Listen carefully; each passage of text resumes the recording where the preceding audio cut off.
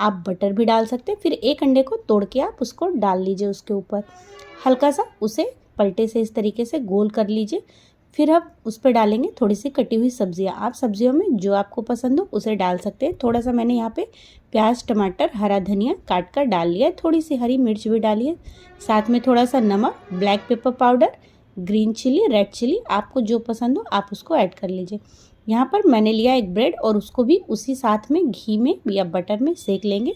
ऊपर से रखेंगे एक चीज़ आप स्लाइस वाला भी रख सकते हैं या फिर आप ग्रेट करके या फिर जो भी आपके पास चीज़ अवेलेबल हो रख दीजिए। उसके ऊपर हम वही जो ऑमलेट हमने बनाया था ब्रेड का हाफ फ्राई उसको ऊपर रख देंगे और ढककर थोड़ी देर पका लेंगे। देखिए कितना बढ़िया चीज़ टोस्ट हमारा बनके हो गया रेडी। तो चलिए इसे प्लेट में सर्व कर लेते हैं और उसके बाद इस पर हम थोड़ा सा डालेंगे टोमेटो सॉस या जो भी आपको सॉस केचप पसंद हो आप उसको उस पर डाल सकते हैं अपनी पसंद के अनुसार। इसे फिर मैंने कट कर लिया है 2 पीसेस में। कट करने के बाद आप देख सकते हैं कितना बढ़िया अच्छा लग रहा है देख के। बच्चों को बड़ों को हमेशा आप देंगे ये बना के, बहुत अच्छा लगता है।